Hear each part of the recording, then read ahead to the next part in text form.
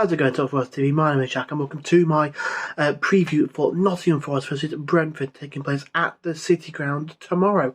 First of all, just ignore the Monaco shirt. Yeah, not Monaco fan, obviously. Just like the shirt, but yeah.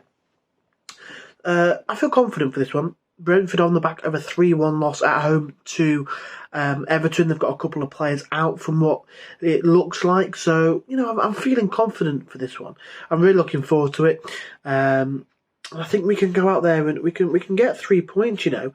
I do feel like, you know, these are sort of the teams like Brentford. We want to be looking to be in and around Brentford come the end of the season, you know, and they're kind of in the position within the table that I think we want to be looking at being come the end of the season. So, you know, if we want to be there, we've got to beat those sorts of teams. So, you know, why not start with a home win against Brentford? You know, obviously we're still unbeaten in the league at home, which is lovely to be able to say. You know, we've won, what is it? We've won once and drawn once. I think we've only actually played twice at home in the league. Burnley, and then before that was Sheffield United. So, you know, it was nice to be back at home, back in front of those fans, and I know it's going to be a great atmosphere tomorrow, as usual, as can be expected from the City Ground, a fantastic stadium, as we know, best fans in the world. Definitely not being biased when I say that. But yeah, Brentford are a good side. Obviously, they're missing their main man, Ivan Toney, who's, as you're probably aware, is banned for match betting, which, you know, Harry Toffolo has done the same thing, and his ban's coming in next season, I believe. So, you know, we know all about that as Forest fans in terms of what it's like dealing with that situation. But for Brentford, obviously, Ivan Toney is their main man. Harry Toffolo for us is sort of a rotation left back, so it's not going to hit us as badly as it's hit is it the Bees? I think they're called the Bees. So, you know, look, they're not going to be as frightening, but then they've got Mbeumo and Wissa, who this season have started off really well. I've got Mbeumo in my fantasy team, to be honest with you. You know, he usually plays up front, but he's playing sort of or given a midfield role in FPL. So, you know, he's been one that I've been able to get a few points with. Not recently, he's kind of dipped a little bit, which is good for us.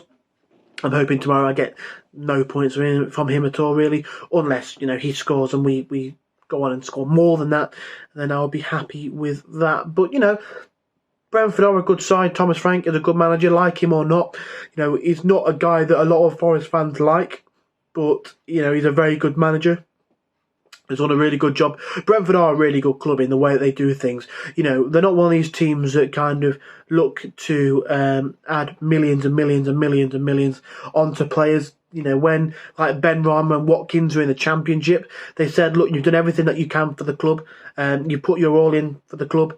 We're not going to stand in your way. And, you know, you can only say fair play to that, because a lot of teams will play hardball and try and, you know, keep a player for as long as they can. But for a club like Brentford, you know, if the club believe that the player's done enough, you know, has shown his potential at the club and has been worthy of a move, he's warranted a move from what he's done for the club, then they don't stand in the way, which is very commendable, I have to say.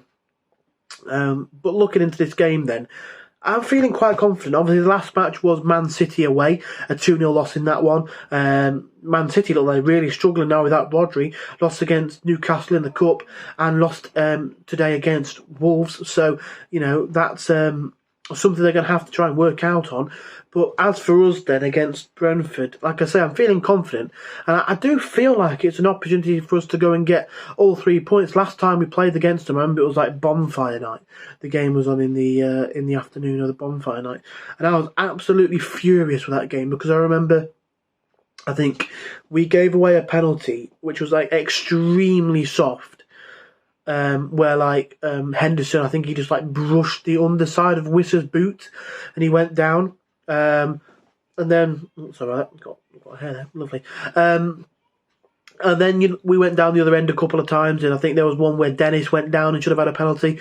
Might have been one for Johnson or Gibbs White. Definitely another one. I can't remember who it was entirely.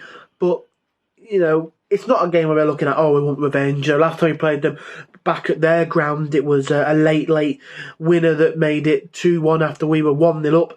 And that was towards the back end of the season when we were looking to try and cement our place in the season, in the Premier League for next season, being this season. So we've had some interesting games with Brentford. So hopefully, tomorrow will be one that flings in our favour. There was the COVID season, I remember, under Houghton, we lost against Brentford, and I remember thinking in that game, that's it, we're going down. We were shocking. So we've come a long way since then, and I'm hoping we can really prove that tomorrow. I'm feeling a good game coming on. 2-1 Forest, I believe.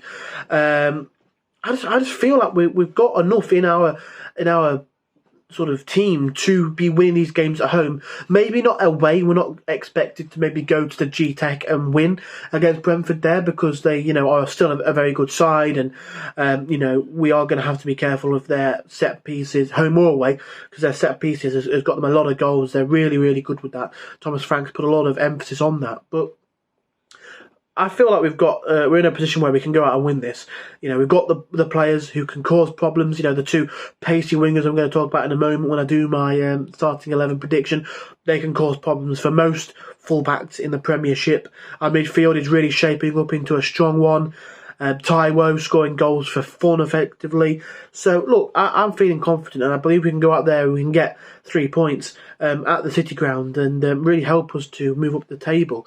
So in terms of my starting 11, then I'd go with Turner in goal, a back four of, Montiel came on. I didn't get to see much of the Man City game, unfortunately, but Montiel came on, and from what I heard, he played quite well. I think one of the Forest accounts, like one of the sort of podcasty accounts, or one of the ones for like the Forest app or whatever, I don't know what it was, but they gave him man of the match. So do I start him?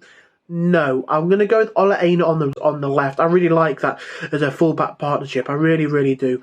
I think they're fantastic, those two. And then the centre-back partnerships. Ideally, I want to see Felipe and Niakate. I'm not sure on Felipe's fitness yet. I don't think he's back yet. Again, not sure on Willy Bolly, who'll be my next choice. I'd love either of those alongside Niakate. If not, then it'll be Joe Worrell for me. Midfield 2, I'd have Dominguez and Sangare. The 3 behind the striker for me, Morgan Gibbs White in the middle with Alanga on the right, Hudson-Odoi on the left, or either or really, they can interchange, which is good to see, and then Taiwo Awoniyi up front. So yeah, 2-1 for me, the score. I'm going to go with goals from Alanga and goals from... Actually, no, I'm going to go with a goal from Sangare and a goal from Awoniyi. So, don't forget to let us know in the comments down below what you think of the game, your predictions, and all that good stuff. And, thank you for watching. Subscribe if you haven't already, and come on, you Reds.